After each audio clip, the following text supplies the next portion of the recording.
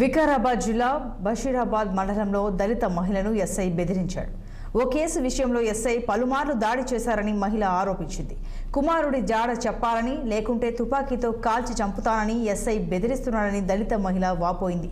3 నెలలుగా తనను స్టేషన్కు పిలిపించి చిత్రహింసలు పెడుతున్నారని కన్నీటి పర్యంతమైంది. బషీరాబాద్ మండలం నవల్గాకు చెందిన లోహడ నరేష్ కాసింపూర్ గ్రామానికి మేస్త్రి పని కోసం వెళ్లి అదే గ్రామానికి చెందిన బాలికను ప్రేమించాడు. ఇద్దరూ దళితులే. కొన్ని నెలలు ప్రేమించుకున్న వీరు మే 2న ఇళ్లలోంచి వెళ్లిపోయారు. తన కూతుర్ని నరేష్ కిడ్నాప్ చేశాడని బాలిక తల్లిదండ్రులు పోలీస్ స్టేషన్లో ఫిర్యాదు చేశారు. దీంతో నరేష్ తల్లి లోహడ కళావతిని ఎస్ఐ రమేష్ కుమార్ స్టేషన్కు పిలిపించాడు. కుమారుడి జాడ చెప్పాలంటూ ఎస్ఐ బూతులు తిట్టాడని కళావతి వాపోయింది. కాల్చి చంపి పేపర్లో ఆ వార్త వేయిస్తానని బెదిరించాడని తెలిపింది. నరేష్ ఆచూకీ తెలిసే వరకు రోజు స్టేషన్కు రావాలని హుకుం జారీ చేశారని చెప్పింది. దీంతో 3 నెలలుగా ఉదయం వచ్చి రాత్రి వరకు టానాలోనే కూర్చుని ఇంటికి పోతున్నానని వెల్లడించింది.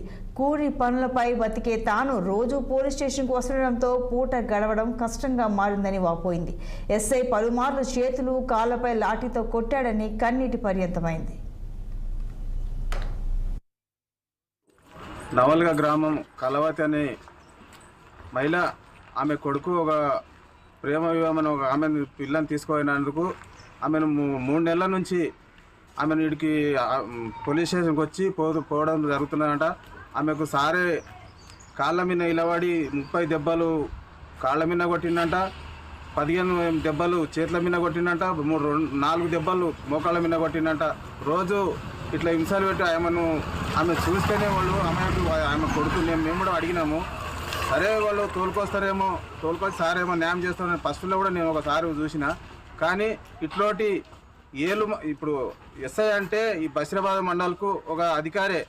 ఏలు మన్నదే కన్ను మన్నదే. ఆయన ఎట్లనే వాళ్ళని ఏడున్న పట్టుకొచ్చి చేసి వాళ్ళ చట్టం ప్రకారం ఏమో అమలు చేయాలి. కానీ ఇట్లా ఈమెను పేదోళ్ళు వాళ్ళు పొరపాటు జరిగిండొచ్చు, వాళ్ళని ఆయనే సరిదిద్దటి పోయి ఇట్లాంటి చేసుడు పని తగది, మంచి పద్ధతి కాదు. ఇట్లా సమాజంలో ఇట్లాంటి ఆఫీసర్లకు ఇట్లాంటి పనులు తగయి, ఇట్లాంటి ఉంటే సమాజం మొత్తం ఖరాబ్ అవుతుంది.